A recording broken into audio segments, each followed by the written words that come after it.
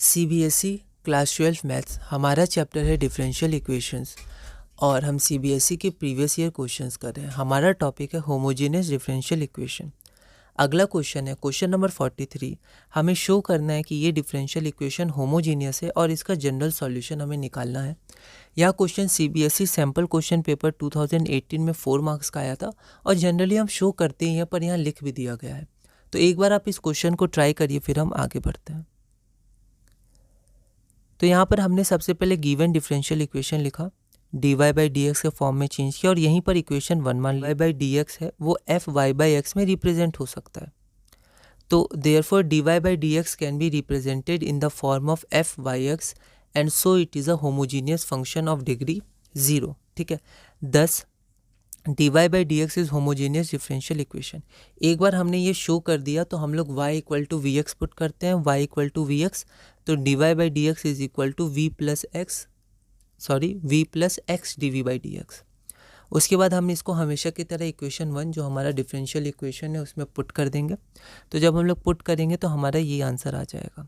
ठीक है, इसको सॉल्व करने पर हमारा आंसर आ जाएगा x times d v by d x is equal to v square plus v plus 1 divided by 1 minus we.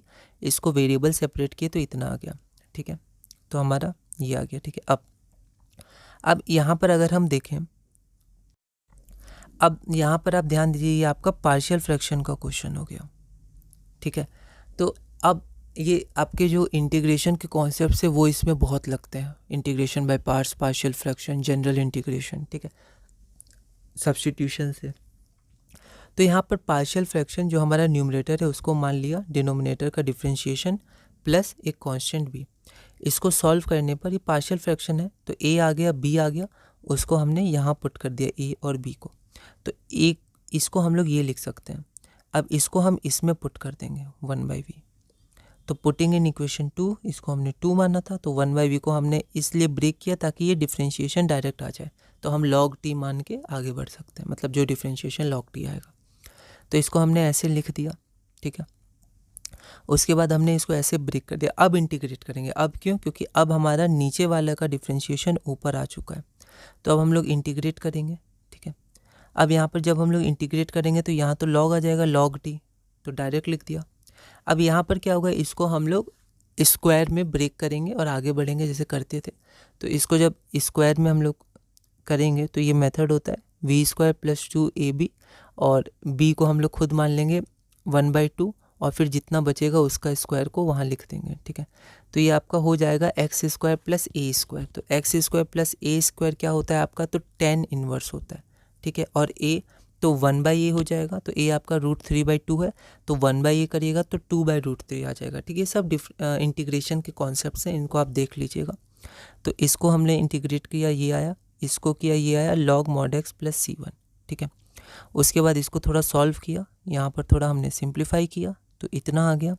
ठीक, फिर यहाँ पर 2 से मल्टीप्लाई कर दिया हर जगह। ठीक है, तो हर जगह 2 से मल्टीप्लाई कर दिया, इसको c1 माना ताकि लास्ट में c मान सके। उसके बाद हमने क्या किया, उसके बाद यहाँ पर जो हमारा log है, ठीक है, यहाँ पर फिर हमने यहाँ जो माइनस साइन था, इस माइनस साइन को कॉमन लेके हमने उधर भेज दिया, तो यहाँ पूरे के साथ माइनस आ जाएगा ब्रैकेट में लेके। ठीक है, अब हमने क्या किया कि यहाँ पर जो v था उसको y बाई एक्स हमने पुट किया। यहाँ पर आप लिख दीजिएगा since v is equal to y by x, क्योंकि y equal to v x था, तो इसको पुट किया। इसके बाद ये आ गया है ना। अब अगर आप यहाँ ध्यान दीजिएगा तो ये जो 2 है, 2 जब उधर जाएगा तो एक्स स्क्वायर बन जाएगा, क्योंकि x का जो पावर होता है वो कोफिशिएंट मतलब सबसे आगे आ जाता है। तो हमने प्रॉपर्टी लगाने के लिए, क्योंकि यहाँ log की प्रॉपर्टी लग जाएगी, मल्टीप्लाई हो जाएगा, अभी ऐड है, तो 2 को पहले इधर भेज दिया तो एक्स स्क्वायर हो गया। फिर हमने क्या किया, इसको इनटू कर दिया। ठीक है, तो यहाँ पर थोड़ा ओवर राइटिंग हो गई थी, आप इसको ध्यान रखिएगा, स्पेस दे के आप लिखिएगा अच्छे से। तो ये एक्स स्क्वायर कैंसिल हो जाएगा, तो ये हमारा log आ जाएगा -2√3 10 इनवर्स इतना। और अब जो -2 c1 है उसको हमने कांस्टेंट c मान लिया, जो हमारा रिक्वायर्ड सॉल्यूशन है। तो ऐसे क्वेश्चंस बहुत इंपॉर्टेंट होते हैं, क्योंकि इनमें इंटीग्रेशन का भी कॉन्सेप्ट चेक हो जाता है और डिफरेंशियल इक्वेशन का भी। ठीक है, तो इसको आप अपने से एक बार बनाइएगा, देखिएगा, है ना, और फिर आप आगे बढ़िएगा। अगला क्वेश्चन है question number 44। Show that the family of curves for which this differential equation is given by इतना। तो जो फैमिली ऑफ इस डिफरेंशियल इक्वेशन के जो फैमिली ऑफ कर्व्स हैं वो इससे दिए जाते हैं। मतलब एक तरह से आपसे जनरल इक्वेशन पूछ रहा है, जनरल सॉल्यूशन पूछ रहा है इस डिफरेंशियल इक्वेशन का। तो यह क्वेश्चन दिल्ली 2017 में 4 मार्क्स का आया था। एक बार आप इसे ट्राई करिएगा, फिर हम आगे बढ़ते हैं।